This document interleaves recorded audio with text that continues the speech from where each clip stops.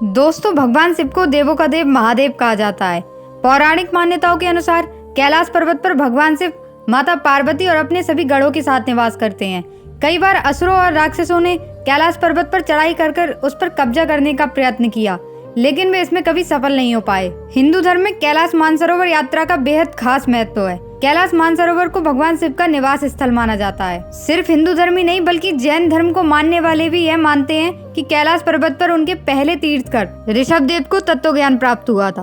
बौद्ध अनुयायी यह मानते हैं कि कैलाश पर्वत की चोटी पर महात्मा बुद्ध का निवास है, यानी कैलाश पर्वत से कई धर्मों की आस्था जुड़ी हुई है। दूसरी तरफ कैलाश पर्वत के शिखर पर आज तक कोई भी जीवित व्यक्ति अपने कदम रखने में सफल नहीं हो सका है। कैलाश पर्वत दुनिया का सबसे अद्भुत पर्वत माना जाता है। बता दें, कैलाश मानसरोवर यात्रा पर गए सभी श्रद्धालु दूर से ही कैलाश पर्वत के चरण छूते हैं। माना जाता है जो कैलाश आकर शिव के दर्शन करता है उसके लिए मोक्ष का रास्ता खुल जाता है। कैलाश पर्वत की ऊंचाई 6600 मीटर से अधिक है, जो दुनिया के सबसे ऊंचे पर्वत माउंट एवरेस्ट से लगभग 2200 मीटर कम है। बावजूद इसके माउंट एवरेस्ट पर अब तक 7000 से अधिक लोग चढ़ाई कर चुके हैं, लेकिन कैलाश पर्वत अभी भी अजेय है, यानी तमाम कोशिशों के बाद भी अब तक कोई भी व्यक्ति कैलाश पर्वत पर नहीं चढ़ सका है। हालांकि कहा जाता है कि 20 के दशक में वर्ष 1928 में बौद्ध भिक्षु मिलारेपा कैलाश की चढ़ाई को पूरी करने में सफल हो पाए थे।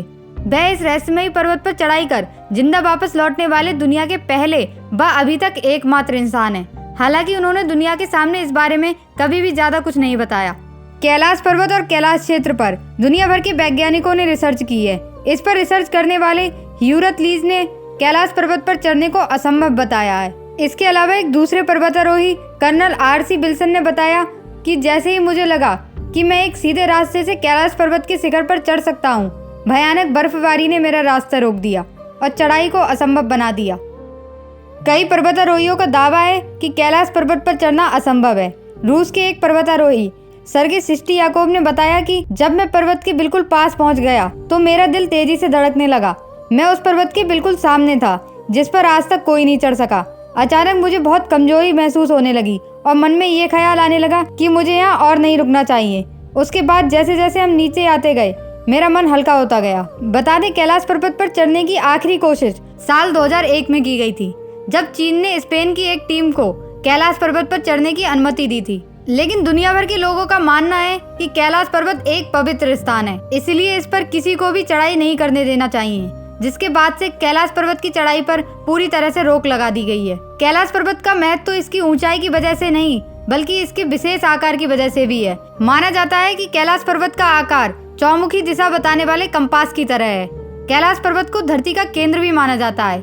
दरअसल रूस के वैज्ञानिकों की स्टडी के मुताबिक कैलाश मानव निर्मित पिरामिड हो सकता है, जिसका निर्माण किसी दैवी शक्ति वाले व्यक्ति ने किया होगा। इसके अलावा एक दूसरी स्टडी के मुताबिक कैलाश पर्वत ही वह एक्सिस मुंडी है जिसे कॉस्मिक एक्सिस, वर्ल्ड एक्सिस या वर्ल्ड पिलर के नाम से जाना जाता है। इसके अलावा अलग अलग धर्म में अलग अलग जगहों को धरती का केंद्र माना जाता है। कैलाश पर्वत को धरती का केंद्र मानने की कई वजह हैं। माना जाता है कैलाश पर्वत में पृथ्वी का भौगोलिक केंद्र है।